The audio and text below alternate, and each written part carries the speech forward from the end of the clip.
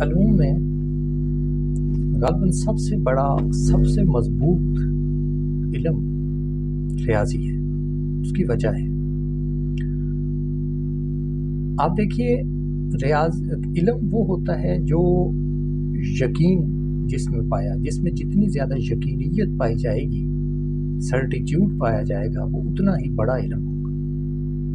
ریاضی آپ دیکھ لیجئے کہ دنیا میں مضبوط ترین جملے جو ہیں وہ آپ کو بتاتا ہے۔ مثلا آپ دنیا کے ہر دو جملوں پر لوگوں کو لڑتے ہوئے دیکھ سکتے ہیں، لیکن اس بات پر کسی دو شخص کو لڑتے ہوئے نہیں دیکھیں گے کہ 2 + 3 = 5 ہوتا ہے۔ تا وقتے کہ یہ اتنا مضبوط جملہ ہے، اتنا مضبوط جملہ ہے، یقینیت سے بھرا ہوا ہے کہ کوئی شخص اگر اس پر شک کرے تو آپ کو اس کے ذہنی توازن پہ شک ہونے لگے گا۔ آج کی ویڈیو میں میں آپ کو ریاضی کے یہ جو اعلیٰ ترین مقام ہے، اس کے متعلق ایک اہم ترین تھیورم اس کے متعلق بتانا چاہتا ہوں۔ اس سب کے نوٹس ویڈیو کی ڈسکرپشن میں ہوں گے، ظاہر ہے ہو سکے تو چینل کو سبسکرائب کیجیے اور شیئر کیجیے۔ جیسے میں نے کہا 2 + 3 = 5 کے، اس پر اگر کوئی شک کرے گا یا متنازع بنائے گا تو آپ اس شخص کے ذہنی توازن سے ہی آپ کو شک ہونے لگا ہو سکتا ہے۔ آپ دنیا کے کسی 2 جملوں پر اتنی بڑی معیار قائم نہیں کر سکتے۔ ایک شخص ایک پولیٹیکل پارٹی کو فالو کرتا ہے، دوسرا دوسرے کو، تو دونوں آپس میں جھگڑ بھی رہے ہوں تو آپ یہ نہیں کہیں گے کہ جی یہ تو پاگل ہے کیونکہ یہ فلاں کو مانتا ہے۔ Not at all. آپ اختلاف کر سکتے ہیں، دنیا کے ہر نظام خیال پر تنازع ہو سکتا ہے، ریاضی کے جملوں پر تنازع بہت بہت ناممکن سی بات ہے۔ یہ وجہ ہے کہ تمام سائنسز اس بات کو اپنا آئیڈیل بناتی ہیں کہ جب وہ میچور ہونا چاہتی ہیں، بالغ ہونا اور پختہ ہونا چاہتی ہیں، تو وہ اپنے آپ کو میتھمیٹائز کرتی ہیں۔ بالکل حال ہی میں آپ نے دیکھا، اگرچہ فزکس اور اسٹرانومی کی مثالیں تو بہت ہی پرانی ہیں، پچھلی 1-1.5 صدی میں سائیکالوجی نے اپنے آپ کو بڑی حد تک اب میتھمیٹائز کیا ہے۔ سائیکولوجیکل الجبرا میں دیکھیں جو کام ہو رہا ہے، اور اس کے علاوہ سائیکومیٹری وغیرہ کے اندر، تو ہر سائنس، اسی طرح اکنامکس نے اپنے آپ کو بہت زیادہ میتھمیٹائز کیا ہے۔ یہ جو میتھمیٹائزیشن ہے یہ ہائیسٹ آئیڈیل ہے، کیونکہ انسانی علم مکمل ترین اور اعلیٰ ترین حالت میں ریاضی میں موجود ہوتا ہے۔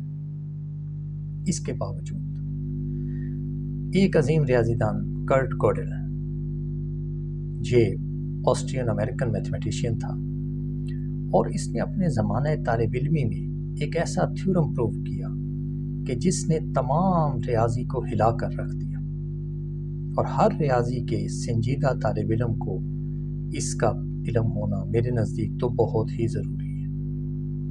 یہ کسی بہت بڑی کوتاہی ہوگی کہ اگر اس چیز کا ہمیں پتہ نہ ہو۔ گوڈل نے 1931 میں ایک تھیورم ثابت کیا جس کو کہتے ہیں گوڈلز انکمپلیٹنس تھیورم۔ میں اس کو آسان زبان میں بیان کرتا ہوں۔ اس نے کہا کہ کوئی بھی ایسا فارمل سسٹم کا مراد یہ ہے کہ جس کے کچھ ایگزیمز ہوں، اور ان ایگزیمز سے آپ نے بہت سارے تھیورمز جو ہیں اور پروپوزیشنز جو ہیں وہ ڈیڈیوس کیے۔ کوئی بھی ایسا فارمل سسٹم یا ایگزومیٹک سسٹم جو کم از کم اتنا طاقتور ہو کہ وہ سیٹ آف نیچرل نمبرز کو بیان کر سکے، یعنی اس میں اتنی طاقت ہونی چاہیے۔ یہ بہت بڑی بات ہے، ایسا کوئی بھی نظام ایگزیمز کا کہ جو اتنی طاقت رکھتا ہو کہ وہ نیچرل نمبر جیسی چیزوں کو اظہار کر سکے۔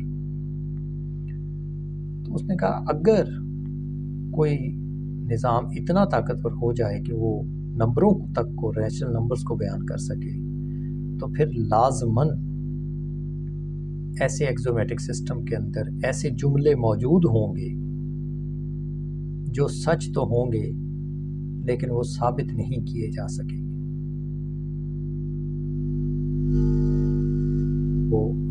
میں اس کی اسٹیٹمنٹ دیکھ رہا تھا، there will always be some statements about the natural numbers that are true but which cannot be proved within the system۔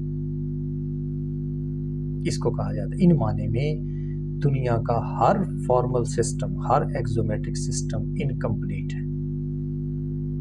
اس کو کہا جاتا ہے گوڈلز 1931 انکمپلیٹنس تھیورم۔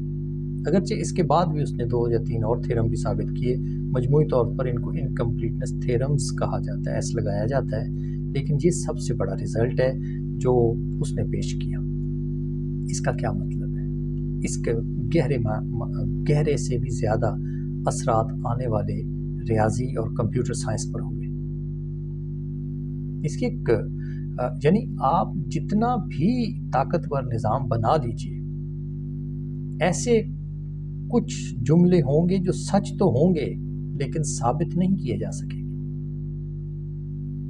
اور بعد میں ایک تھیورم میں اس نے یہاں یہ بھی بات کی کہ کچھ ایسے جملے بھی ثابت کیے جا سکیں گے جو کہ سچ نہیں ہوں گے۔ اس کو کہا جاتا ہے گوڈلز انکمپلیٹنس تھیورم۔ اس کے گہرے اثرات ہوئے، یعنی آپ یہ سمجھیے کہ جو ریاضی کی تاریخ میں 3 بڑے بحران پیدا ہوئے، ان میں سے ایک بحران یہ تھا۔ اس سے پہلے جب irrational نمبرز جو ہیں وہ دریافت ہوئے فیثاغورس کے زمانے میں، تو اس وقت ریاضی ایک مرتبہ ہل کر رہ گیا۔ جب برٹرن رسل نے رسلز پیراڈاکس کے ذریعے سیٹ تھیوری کے بنیادوں میں بنیادی جھول دیکھا، اس وقت ریاضی ہل کر رہ گیا۔ کنٹینیوٹی اور ڈسکنٹینیوٹی کے اوپر جب نیوٹن کے بعد ریاضی دانوں نے غور شروع کیا تو ایک دفعہ اس وقت بھی ایک بہت بڑا بحران تو نہیں لیکن ہل ضرور گیا ریاضی۔ اور یہ جو انکمپلیٹنس تھیورم ہے، اس نے ریاضی میں ایک بہت بڑا بحران پیدا کیا، جس میں سے تادم حاضرہ جس پر بحث ہو رہی ہے، جس پر مزید آگے کام ہو رہا ہے، اور یہ ایک بہت بڑا رزلٹ ہے۔ آنے والی کئی نسلیں، کئی صدیاں اس پر کام کرتی چلی جائیں گی۔ آج کے لیے ہم اتنا ہی کہنا چاہیں گے، ہم آئندہ بھی اس طرح کے جو اہم تھیورمز ہیں ان پر بات کریں گے۔ شکریہ۔